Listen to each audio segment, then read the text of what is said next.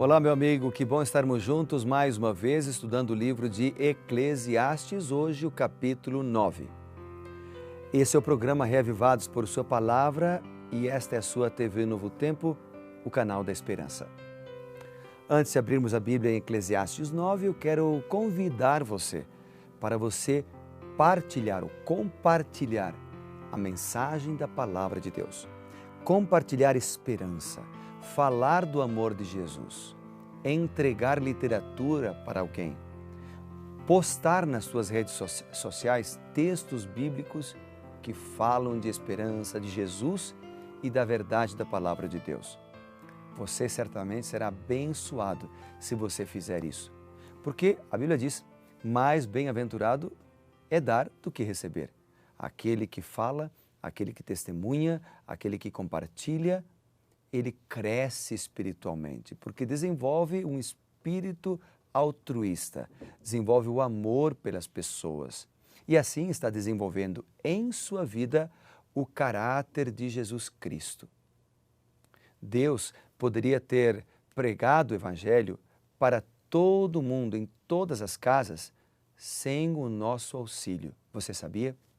Mas a fim de desenvolvermos um caráter semelhante ao caráter de Cristo, é necessário partilhar da obra do Evangelho, da pregação do Evangelho, para estabelecer, desenvolver então um caráter semelhante ao de Cristo. Nós vamos ler agora como é importante isso.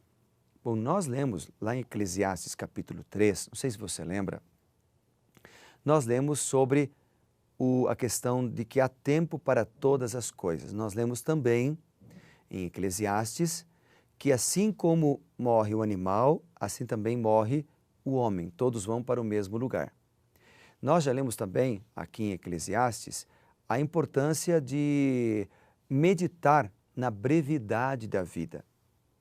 Agora, Eclesiastes capítulo 9, ele fala sobre exatamente esse tema de maneira ampliada.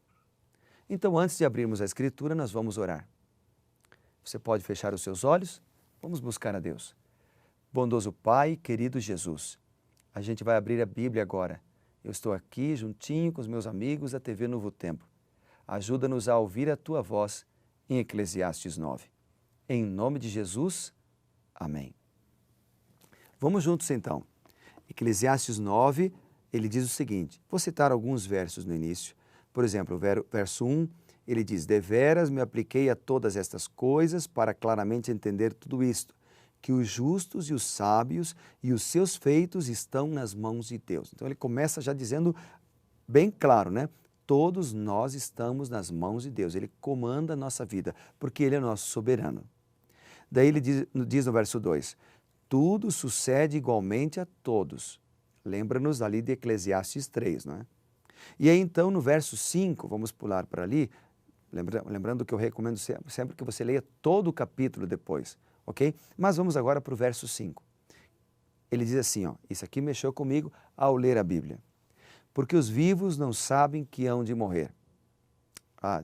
Os vivos sabem que hão de morrer, mas os mortos não sabem coisa nenhuma, nem tampouco terão eles recompensa, porque a sua memória jaz no esquecimento. Verso 6. Amor, ódio, inveja, para eles já pereceram. Para sempre não tem mais eles coisa alguma, não tem parte em coisa alguma do que se faz debaixo do sol. O versículo 9, ele diz o seguinte, né, o Salomão. Goza a vida com a mulher que amas, todos os dias da tua vida fugaz, os quais Deus te deu debaixo do sol. Porque esta é a porção nesta vida pelo trabalho com que te afatigaste debaixo do sol. Tudo quanto te vier para fazer, faze-o conforme as tuas forças. Por quê? Porque no além para onde tu vais, não há obra, não há projeto, não há conhecimento, não há sabedoria alguma. Então veja, meus amigos, o que o Salomão está dizendo aqui é aproveita plenamente os privilégios e as responsabilidades que a vida te dá enquanto você viver. Então, como entender esses versículos aqui? Basicamente, você não precisaria nem nem ler outros textos, porque eles são claros. O que Salomão está falando? Que quando a pessoa morre, acabou tudo para ela. Não há estado de consciência depois que a pessoa morre. Veja, a morte é chamada na Bíblia de sono. Se a gente for lá em 1 Tessalonicenses capítulo 4, a morte é chamada de sono. Se nós formos lá para 1 Coríntios capítulo 15, a morte é chamada de sono. Se nós formos para outros textos da Bíblia, como João capítulo 11, quando morre a Lázaro, que é amigo de Jesus, Jesus disse assim, Lázaro está dormindo. Daqui a pouco ele diz, Lázaro morreu. Então Jesus, o próprio Cristo, também diz, a morte é um sono, é um estado de inconsciência. Como aquela pessoa, por exemplo, que recebeu uma anestesia geral para fazer uma cirurgia. Ela não vê nada, ela não vê o tempo passar. Se passar um ano, ela não vai perceber. Assim a pessoa que morre, a pessoa que descansou. Por isso nós usamos esse termo, descansar. Porque a pessoa que descansou, que morreu, ela não vai ver o tempo passar. Se Jesus voltar daqui 1000 anos, para aquela pessoa, será como se tivessem passado milésimos de segundo. Por isso nós dizemos que para a pessoa que morre, Jesus já voltou. Porque é como se ela fechasse os olhos e abrisse os olhos novamente para agora ver Cristo voltando nas nuvens dos céus. A Bíblia, ela não se preocupa muito, Deus não se preocupa muito com essa morte física. Porque para Deus esse é só um sono.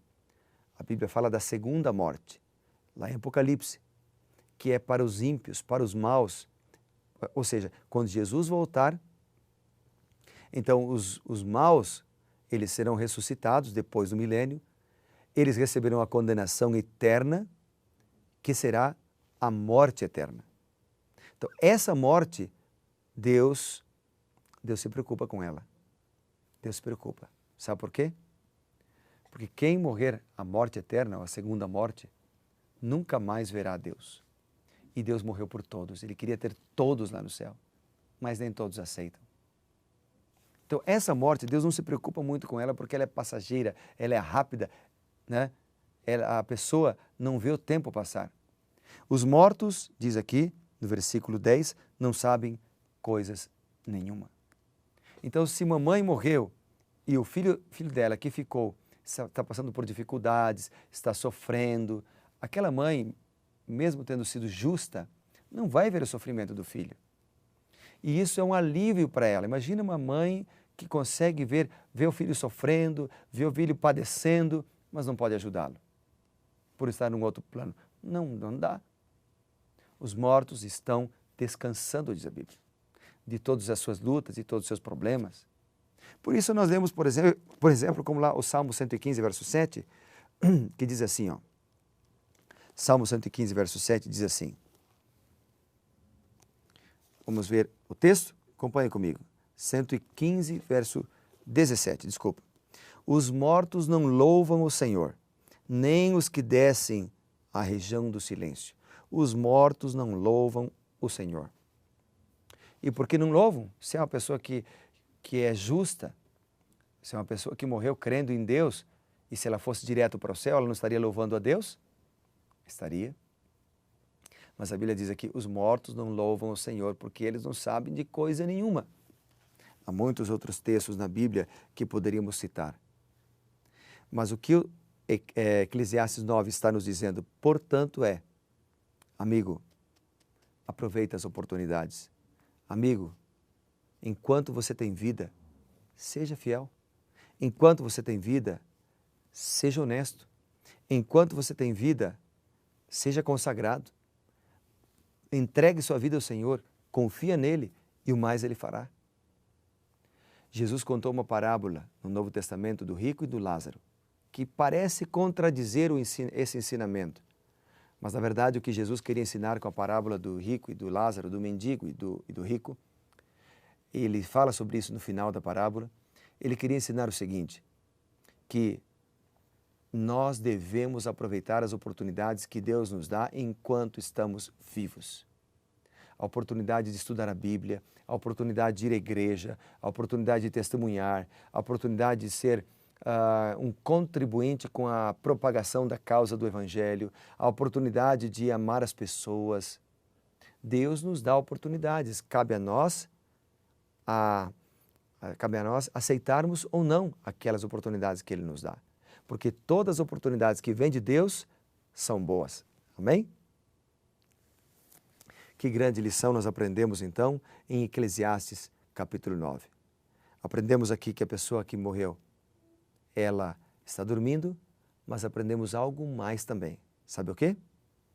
No versículo 10 diz assim: tudo quanto te vier a mão para fazer, faze-o conforme as tuas forças. O que o texto aqui está falando é o seguinte, que nós temos que dar sempre o nosso melhor. Tudo o que fizermos deve ser com excelência, no trabalho, nos estudos, né, em casa, no lar, tudo devemos fazer o melhor, com excelência. Vai construir uma igreja? Deve ser feito com excelência. Você vai fazer um trabalho lá no seu ambiente de serviço? Deve ser feito com excelência. Você vai, talvez, praticar um esporte? Dedique-se, faça com excelência. Em tudo devemos fazer com excelência, dar o nosso melhor. Por isso ele diz, tudo quanto te vier a mão para fazer, faze-o, mas faze-o com excelência, conforme você consegue fazer de acordo com as tuas forças. E por fim, para terminar então, Eclesiastes 9, do verso 11 até o versículo 12, ele fala de preparo. No verso 12, por exemplo, ele diz, pois o homem não sabe a sua hora. Preparo. Prepare-se, querido amigo, para encontrar-se com o teu Deus. Prepare-se para encontrar com Cristo Jesus. Ele virá em breve. E esse preparo passa pela comunhão pessoal. Eu quero orar a Deus agora. Vamos orar juntos? Você poderia fechar os olhos para nós buscarmos o Senhor? Bondoso Deus e Pai, muito obrigado pela oportunidade de te buscar e de te salvar, de buscar a salvação no Senhor. Quero pedir ao Pai que o Senhor nos ilumine com teu Santo Espírito, a fim de que esses conceitos de urgência, de oportunidades, possam ser aproveitados por nós. Em nome de Jesus. Amém. Que Deus te abençoe, que você seja feliz e lembre-se, seja reavivado por sua palavra.